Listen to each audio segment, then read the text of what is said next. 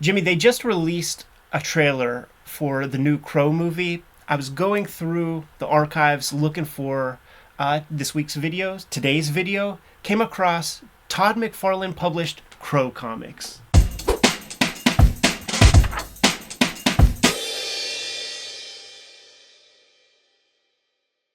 Welcome to your favorite YouTube channel, Cartoonist Kayfabe. My name is Ed Piscor. I'm Jim Rugg. We are on the road to 100 to 1,000 subscribers here at Cartoonist Kayfabe. If you dig the videos, why don't you subscribe and help us push these videos out to a wider audience? It's sort of the requirement for us to be able to continue doing this on a regular basis. We have more than 1,700 videos at your disposal. We might have talked about some of your favorite comics. Hit the magnifying glass on the front page of the Kayfabe channel. Search for your favorite titles. Check out those episodes. In fact, we have an episode on the original Crow by James O'Barr, which is the gold standard Crow comic. Don't miss that video if you're checking this one out. I think I'll put a link in the description below directly to it so that you could check out a good Crow comic after we do this video. Tipping your hat. The Patreon is where you're able to mitigate the kayfabe effect. And what we mean by that is very often the stuff that we talk about, it gets dry on the aftermarket for the comics that we show off on the channel. It's the King Kayfabers who are hanging out with us in a live stream recording session as we make these videos, and we deliver the videos to them before anybody else gets access. And I will say that this Todd McFarlane Presents The Crow, this is something I did not know about, and it was just at the BAAAD sale last year where I'm digging around in their magazines and I came across this, and as an artifact, I couldn't resist. Yeah, I vaguely remember the Crow comic. I think it's about 10 issues or so. Yeah. But I never knew the magazine. I like the magazine format, presentation, all of that stuff. But I have like the in-betweens, which are the kitchen sink ones. And it'd be like Alex Maleev was the artist on a couple. There'd be like miniseries and stuff. So the Crow, at least through the 90s, it was like, keep trying to make this happen in comics. But without James O'Barr, like... Yeah, that's it. Like, it's not some eye makeup and some pathos that we're into. It's the incredible craft and story. And it's never more apparent than with this issue that we're going to look through, because it's just a retelling, pretty much. So we're getting, where's the Gideon stuff? We're getting some of the Gideon shit that takes place with the pawn shop gimmick, but we're seeing it through the lens of these 1990s characters, and I think you could say they quite fall short. Now, there's a standard comic format version of the series. This is where you get your 10 issues. Very interestingly, it's John J. Muth, an artist, who's writing it, and which is very curious because we know his art. He writes like an artist. Read Sienkiewicz's Straight Toasters or Ted McKeever's Plastic Forks or something like that. Like there's a lot. Hey now on Ted McKeever. There's a lot of headspace, a lot of magical thinking put into these captions and things. Here's what sucks about this magazine. Kent Williams cover on issue 1, I believe, and a Todd McFarlane variant cover on issue 1, and neither of those is printed in here. Yeah, I don't even know what this is. But we are now, entering... the later issues of the Crow comic have co-writer John Kuramoto, who is the same John Kuramoto who's like the tech guru for Dan Clowes and Chris Ware. We mentioned Kuramoto before having some dalliances with mainstream comics with Sandman. There was the Dust to Dust cover collection showing off all the Dave McKean stuff, and in one of the late period covers, there's a little death plushie, and John Kuramoto made that. So with Crow and with Sandman, we know that John Kuramoto is goth. Right? And this is late period 90s. Like, this magazine comes out in 2000. I think that the McFarlane Crow series comes out 99. Yes. So we are getting into the world of the Ben Templesmith, what's the comic, 30 Days of Night or 28 Days Later? Which is which? Like, which one is him? 30 Days a Night. 28 Days Later is a zombie movie. Okay. They both came out at the same time, I think. James O'Barr interview, get you excited, right? It ain't about much. It's about the movie shit. And it's about, like, hey, what did you think of Crow Salvation? It's not about craft. It's not about anything that we would care to know about from James O'Barr. But this is issue 1. So, once again, that Ben Templesmith thing where, not super reference backgrounds, like slight backgrounds. Messy at Discord here. Gonna have a solo art show with all the best Hip Hop Family Tree artwork at the 707 Gallery in downtown Pittsburgh from April 6th through the end of August. If you're gonna be in town, make sure you swing through downtown Pittsburgh, check out that art show. I also have the Switchblade Shorties daily comic strip that I'm presenting to you on all of my social media platforms, and there's a dedicated webtoon where you can get the latest Switchblade Shorties comics. Hip Hop Family Tree Omnibus, 40% off on Amazon right now. X-Men Grand Design Trilogy trade paperback. 3 flavors of Red Room. Crypto Killers trade paperback. Trigger Warnings, and The Antisocial Network.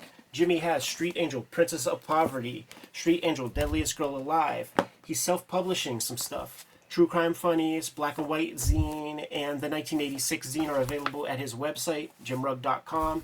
The Jim Rugg Hulk Grand Design is out of print in its Treasury Edition format, but it's coming to you soon in trade paperback. Now that we're done paying the bills, let's get back to the video.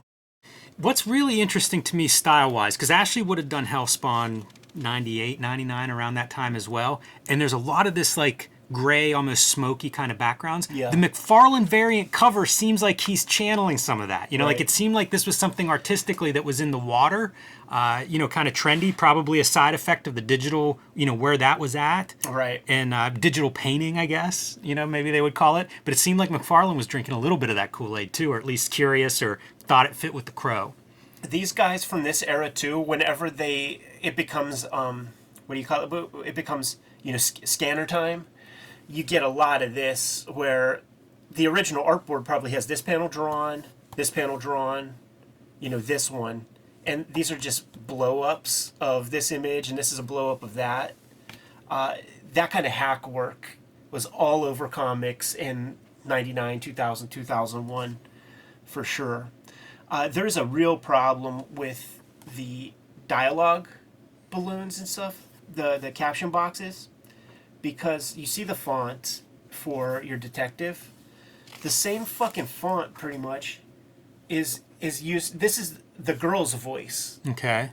I had trouble keeping up with whose voice is what, because Exactly. I think we see a couple, 3 or 4 voices scattered and through it's the here. same font and the same kind of treatment, so it confuses you. And we have the little girl who is visiting the grave of Eric Draven and his old lady. I'd be curious to see this stuff as black and white, like to see what the original art looks like. Yeah. Wonder how it works. Because it's so grayed, like this is all the same pretty much value. There's a little bit of difference in the back between that and the background, but for the most part, like, I don't know, it's kind of like an ink wash just dumped on top of it. Right. Digitally, certainly, because you could see the banding and stuff with the digital tools. But there was a lot of this. It was a real movement in comics for a small span of time. I think of it as a Caliber Comics movement, but not the Detroit Motor City fucking barbed wire Halo Studios guys. The late period Caliber that was like less. What are you? Jagged. These black pools. These kind of, geometric kind of drawings. Thin line, messy. The Ben Templesmith vibe. I do wonder if that's it's a recoil from the early 90s, right? Like you go from like a very controlled kind of lines to like more of a scratchy something. Yeah. I assume that's what it is. And there's probably some pop culture thing that maybe everybody got inspired by, the same illustrator, something like that, or some particular thing. Yeah, I try to think about the comics version. Templesmith is the dude that comes like first in my thoughts. Yeah, I always think of him as coming after Wood. Yeah, so that's probably the. How much is this Al Columbia's Pim and Francie? Just that one panel. It struck me so much as looking like it. If there was more of this, I think this looks cool. Yeah, like I would be so on board with like, because this is cool imagery and this is like a cool comics thing. You know what's weird is some of this stuff, and it's they're very different, but Dave McKean Cage's kind of stuff has some of this quality. Yeah. And I don't know where people pull from, but it does seem like there must have been a zeitgeisty thing where everybody was like, oh yeah, we're all looking at this guy now. Right. But yeah, I like that drawing wise. I think that looks neat. Yeah. Because there's a lot that, like, there's a dude gets slapped in the head, and that is as static and boring. I mean, that's a golden age panel right there, like in terms of the composition. We saw Batman punch a guy like that. Yeah. There's no reaction. And by the way, he's no reaction. About, like, I see that panel, I think, like, is he threatening? Like, hey. Right, exactly. Yeah, it's pretty fucking weak, man. But these are all your players from the original Crow. So it's just like a retelling. If you're going to do something like that, don't you got to, like, strive to be better? I don't know what to say, man. This was a weird comic for me to read. I didn't read this back in the day, so it was like, all right, check it out. And there are things I like. Like, I think that's kind of neat looking. And I like this depiction of the city, the way it's drawn, and even with the clouds on top of it. There's stuff I like, but I don't know, man. Read The Crow. Like, The Crow's this all-time great comic book. Right. Yeah, McFarlane got the license, and The Crow will show up in the movie Maniacs Series 2 figures. So I wonder if that was an impetus to get the license. You know what I see in a lot of this is, like, I often love when a painter will do black and white work in a comic. Yeah. And there's a different approach. And I mentioned Dave McKean a minute ago, but even like certain Kent Williams isms, like it feels like, to me, that's what I see in this, is almost like the painter. And I don't know that this guy was a painter, but almost like a knockoff of the painters who would do like a different approach to black and white, I think, than the normal penciler inker types. Yeah, and that's the instruction. Jamie Talogson. Yeah, I don't know that name from anything else. And does he do... He's not the colorist. Which is the other part that I think gets complicated, because it feels like if you are doing kind of an open line art style, it would help if you're the colorist. Right, it's weird even that we have color on pages like this. Right? It doesn't add much. It's true. In fact, it in terms of focal point and stuff, it muddies that up. Yeah, it lowers the contrast. Yeah, it muddies that up a lot. Here's our Gideon sequence. Dude coming in with the rings and all that. Also, by the way, James O'Barr is so economic with all these scenes. They spread it out a lot in these comics. Whenever they do Gideon, the guy that they got to play him in the movie, it was perfect, and it's in stone now. So like it's pretty close. They play around with T-Boy and like all these other guys a bit, but Gideon is Gideon. And I think James O'Barr even does in Caliber Comics 2, Caliber Presents 2. I think he does a Gideon story that it's not a part of Crow. So he's the pawn shop guy. He got hold of some Draven Shelley merchandise like a year ago, and this is the part where the Crow's coming back to retrieve the goods. Yanks the ear off. Once again, another one of those paste ups. Right. Real hack work. I think I like the line work on the paste up more than I do on the, I guess the original panel. It's more designy. A little bit more texture. This is the Todd McFarlane, Barry Windsor Smith thing where you got that big thin panel. And if we were to expand on that and show you what that looked like, you'll see exactly where that falls apart. Squeezing those features into very, very slight, skinny panels. I kind of like the magazine format with the comic book page size. Good border. Yeah, I think it works pretty good. I think it looks decent there. It's a pleasing border. It's like a good matted, framed piece of artwork that you have hanging on your wall. You know who else I see is a little bit of like Teddy Christensen? Sure. Some of his mark making. I don't know. It's just very unusual. Like I said, somebody must have had a hit that everybody was like, yeah, let's go that direction. It was in that zeitgeist too, and it's funny to think of McFarlane because he's such a square jock, but he was so closely associated with some, pretty far out grindcore, weird 90s stuff like Korn is so different than what he is. He had Bendis doing a lot of stuff too in the late 90s. The Sam and Twitch book, I think that was Alex Maleev and Bendis. Okay. So like the pre-Daredevil team there. So I don't know. You know, like it's almost like something's in the water style-wise. Right. And who knows? McFarlane may have been. Maybe cells were dipping in his Spawn book, and he was looking at like what's the popular thing. I think this is in the movie when we see our guy show up. But I mean, this is all the very first story. It's pretty much this. You know, 8 pages. Do you know anything about the apples? Like, why does the crow have a whole bunch of apples? Yeah, I don't know. Is that something? I don't know. Crows eat apples. Who the fuck knows? Crows eat apples. What do I know? Okay, that's an apple. I'm like, man, that looks like such a fucking orifice. Like, what is that? It's a weird whole sequence. Yeah, and this is our end piece. Ernie Hudson probably played this dude in the movie. And it looks like low res. And it looks like John J. Muth palette. You know, like trying to mess with that kind of palette. It looks 60 DPI with like a weird filter on it. There was one that was really low res a couple pages ago when they were throwing the knife in the alley. And it was just like this, I don't know, blown up blur background kind of thing. So to speak once again to the Ben Templesmith vibe, like you got Steve Niles writing a bunch about the impact of the crow as a phenomenon, and this is probably the standout piece in the book for me. You know, him breaking down the actual comic and the virtues and values of that, and really getting into the James O'Barr stuff, because that's everything. That's everything. Everything else, all the baubles that they've added on to it over the years with the flicks and stuff, you know, that's whatever. But it's really James O'Barr. He found something at a very specific point in time when he did The Crow. It's interesting, like the Joy Division, the goth shit was not hitting at that moment, but it hit after, and those fucking dorks had something to buy.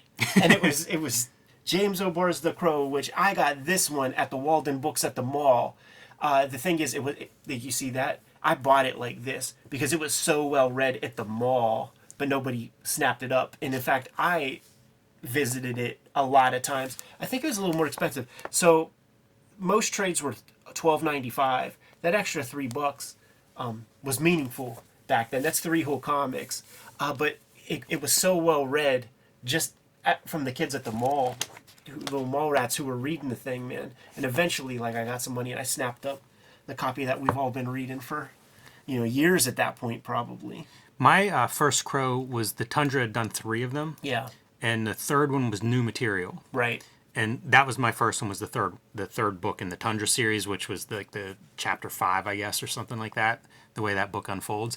That's one of those books that I lent to somebody and didn't get back. Oh, and I don't have too many of those. So, you know, I mean, it kind of speaks to, I think, the Crow's appeal outside of, you know, spinner rack kind of readers. That's the other thing that Niles is highlighting here is just like all the sort of the publishers that this thing went through. Like, this is you don't get a comic like this too often. Like, James O'Barr was really putting everything he had into it, and he really didn't do a comic since. You know, he does little commissions. Like, he travels the world on the strength of these 180 pages or whatever it is right here.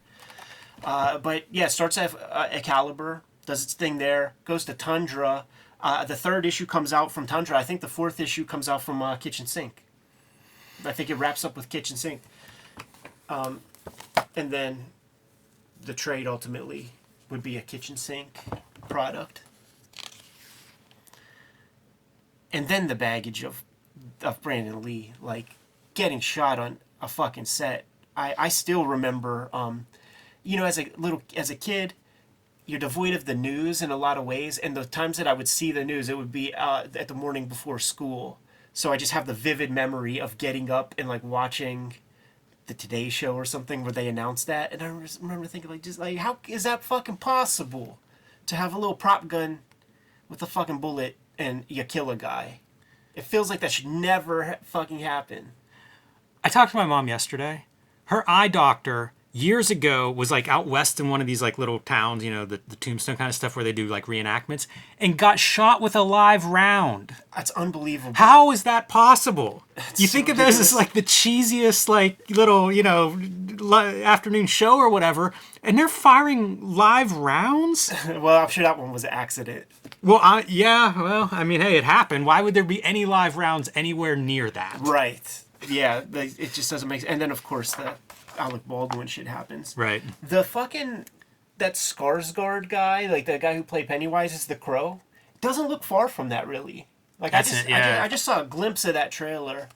That's weird to think of. But he doesn't look that far. This is issue 2. We won't go through that. Yeah, and as we've said before, it still is confusing to me why Crow Sting happened and then existed for like 25 years. Right, that they didn't get like sued off the... Yeah, or didn't move on to some other... He could have been Pennywise Sting. You could just, right, turn your gimmick into whatever the next clown face character is. I also didn't look this up. I am curious if there are like 5 magazines to encompass the entire series, or is there just this one? $5 price tag, pretty expensive. Yeah, it is curious. I wonder if this is timed to coincide with that, whatever that Crow movie is that they're talking about in the first interview. Yeah. Something like that. Yeah, I think it is. Combined with figures. Who knows, I mean, it's like the McFarlane marketing machine. Hard to tell. But I do think he did that Kiss series, and I think he did a Kiss magazine of those too. So maybe the magazine was something, a different way to sell your stuff. One more avenue. I don't know that. I'm just speculating. But yeah, I'm thinking about that time. And that's when the Kirby collector was like this size. And I was picking those up. And... yeah, maybe there were a couple more magazines out than usual. I mean, you know what? Wouldn't it be funny if the magazine box was invented in like '98 or something and made it more possible? That'd be funny to think of. Because I remember storage for magazines was an issue for people. I went through, the magazine phase of like, oh, now I'm digging for magazine comic back issues, and went to, I think it was Phoenix Comic-Con. Pretty big show. Yeah. And literally, there was not a magazine box of back issues there until Sunday, and somebody brought some in on Sunday. But it was like none of the dealers had any magazine back issues. There was a time, man, at the whenever Bill Boychel divested his shit to Phantom of the Attic, weirdo issues for cover price. Scooped up a good grip of them. Good old days, man. Good to go? Yep. Kayfabers, like, follow, subscribe to the YouTube channel. Hit the bell so that we can notify you when new videos are available. Jimmy and I are on the road to 100,000 subscribers. So if you have not done so yet and you enjoy our content, please subscribe to the channel. Helps us out a lot. We have a Patreon where the King Kayfabers on the Patreon get access to all the videos before anybody else, mitigates the kayfabe effect, and is another way to support the channel. Ultimately, however, our books are the way that we're able to keep bringing you these videos on the regular. Jimmy, please let the people know what you have out in the wild, man. Yeah, best thing to do for my latest comics is patreon.com/JimRugg. It's where I've been scanning and posting pages as I do my self-published stuff. In comic shops, you can find Street Angel, Princess of Poverty, and Street Angel, Deadliest Girl Alive. These are my 2 Street Angel collections. All the Street Angel comics are in these 2 books from Image, so you can get them wherever you get Image comics or books.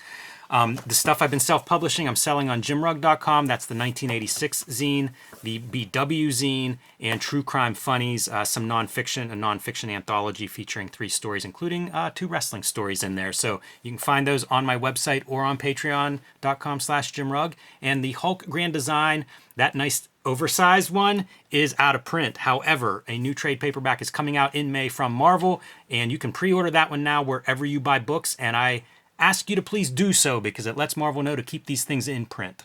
I'm going to have a solo art show here in Pittsburgh at the 707 Gallery, downtown Pittsburgh, beginning April 6th. It's going to be up through August, so if you are swinging through Pittsburgh, check it out. I don't think that there's any charge to check it out, and it's all of my best hip-hop family tree pieces presented to you as beautifully as we can possibly do it. So this is the daily strip that I've been working on for 2024, presenting it to you on all of our social media platforms. There's a webtoon platform and such. Stay tuned for news on this in the future, and I present material ahead of time on my own Patreon. Hip Hop Family Tree Omnibus. You might still be able to get it pretty cheap on Amazon. It was like 40% off fairly recently. Best book I made to date. Bunch of extra pages. If you got the original Hip Hop Family Tree, there's almost 200 pages worth of stuff in here that you haven't seen yet. The X-Men Grand Design Trilogy trade paperback is in the wild right now. We recently released Red Room Crypto Killers trade paperback. Contains 4 self-contained stories in the Red Room universe. There are 2 other Red Room trade paperbacks. Once again, each of these all contain self-contained stories, so you can start at any place, and if you dig the material, then by all means, check out another Red Room comic. Once again, the books are the most important way to support the Cartoonist Kayfabe channel, but there are some direct ways to support this YouTube channel. Jimmy, let the people know. You can subscribe to the Cartoonist Kayfabe e-newsletter at the links below this video. We'll keep you up to date on new releases and upcoming appearances. You can also buy Cartoonist Kayfabe t-shirts, merchandise, hats, mugs, stickers, and more at our spread shop. That link is also under this video. There you have it. All good ways to support the channel. Give them those marching orders, Jimmy, and we'll be on our way. Read more comics.